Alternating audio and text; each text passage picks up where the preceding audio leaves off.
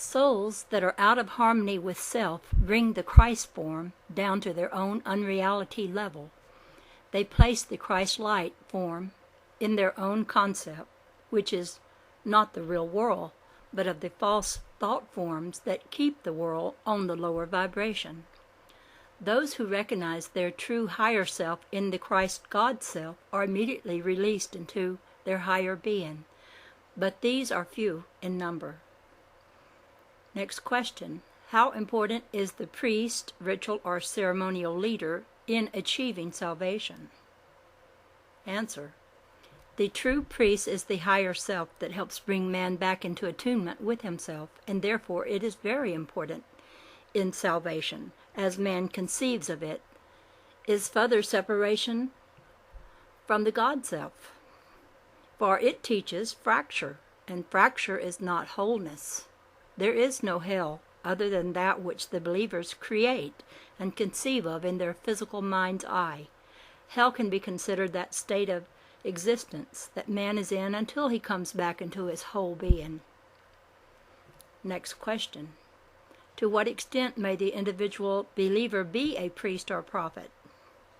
Answer. All souls are the priests and prophets of their own inner universe. The true priest and true prophet is that which speaks from within the chambers of the soul, yearning to reach its wholeness. Mode of worship. Next question. Are acts of worship important in the religion? Answer. True worship is true being in awareness of its reality. All other forms are man-made illusions that help keep man on his man-made treadmill and block the way for growth by continuing to lock man into a concept that is not in tune with his own reality.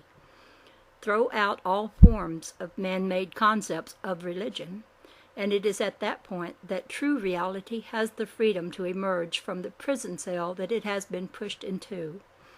The soul free to be its own is the soul in the act of worship.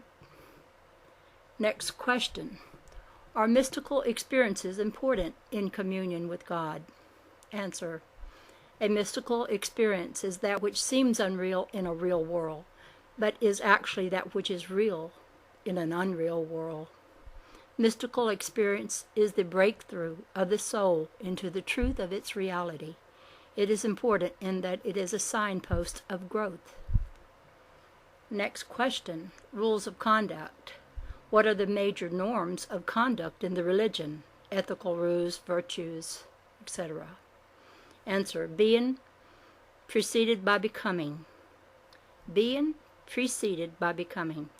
It is a soul free of ethical rules, a soul in tune with its own music and in step with its own rhythm. Next question. Man's ultimate destiny. What is man's ultimate destiny? Answer. To come back into wholeness and attunement with his highest God self. Next question. What happens to man after death? Death is a soul freed of its physical body, and at that point it is attracted to its own thought forms and energy vibrations. You become what you believe you are, and you will remain that until you realize and become what you really are. Question. Is there a belief in a heavenly existence? Answer. Heaven is absolute reality, and therefore it exists, but not as it is conceived in the mind's eye or the eye's mind. Question. Is there a belief in purgatory state, hell? Answer.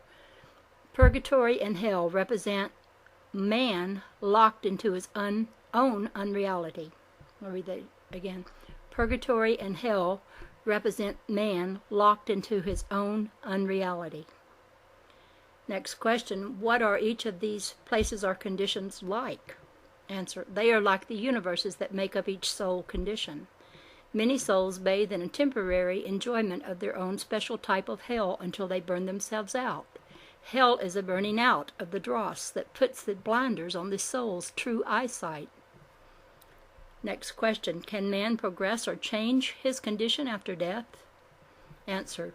Man's condition inside and outside the body is of his own creation and can be changed in any split second of infinity. There is nothing holding man back from true reality but himself. Question: does man ever reach ultimate perfection? How and when? The answer: man is ultimate perfection, but because he created an illusion around his being, he lives in fragmentation and unreality that blind him from the truth of his ultimate being and his at-one-ment with all reality. Perfection is there. It is merely a matter of becoming a released state of consciousness that exists outside of man-made earth and time. Next question: attitude toward other religions and the state. What is the religion's attitude toward other faiths? Answer: there is only one reality and therefore only one true faith. Question: what is the religion's attitude toward the state or nation? Answer: the state or nation is merely the product of man's disillusionment and his attempt to integrate his disintegration. Man continually sets up laws, conduct codes, and so forth through that inner soul desire to come back into its pure perfection, to be released into the pure state. Therefore, the state or nation becomes a mass illusion that contributes to the soul's growth only when it is realized that it must break away from all worldly codes of conduct that imprison the soul, rather than work toward its release. Because all is ultimate good in that it forces man continually to see his soul's reflection, the state is important for mass growth, but it will always break down, as it is not based in reality. It has its birth and death stages, just as all thought or life forms have. Next chapter, I ask their guidance and protection. Chapter 20, the nature of guidance. When Bob and I first began on Explorer sessions, he asked the leader of my invisible helpers what his name was. The helper replied that he preferred not to be called by any name, because that would tend to lock his energies into the earth plane. He added that our desire for information at the start of each session was enough to draw the invisible helpers to us immediately.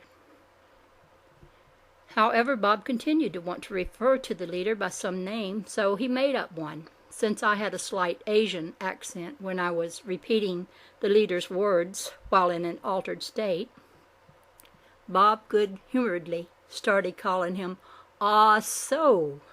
But Bob did not use this name directly in conversing with the leader, but whenever he spoke to others about our sessions, he would refer to what "Ah, so" had said.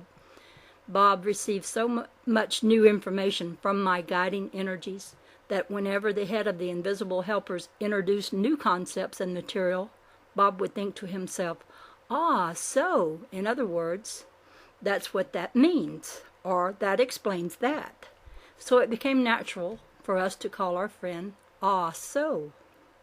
When you read the following information on the topic of the nature of guidance, you may hear yourself thinking, "Ah, so." ROMC. We are ready. Repeat your question one at a time and we will answer them as we are able. RAM. Very good. The first question. We perceive various methods that are being employed in our communication with you. Can we get a more accurate description of how this communication takes place and something about the methods being used? Please hold until we are able to shift levels to answer this question. It felt as if someone besides "Ah, so" was speaking at first, and that the helpers had to shift energies to bring him in to answer questions. RAM. Very good. Time lapse 1.5 minutes. Real time 15 minutes. "Ah, so" begins communicating. Dear friend, I would like to speak to you directly on the subject of methods employed in communication. I will share with you the process that takes place when I work with this energy body. Then we will shift levels and other techniques will be explained as the process itself takes place. RAM. Thank you very much. I am on the same consciousness level with this entity, Rosalind. We are one and the same, yet we are separate. The energies through which I work are the energies of the earth level connections.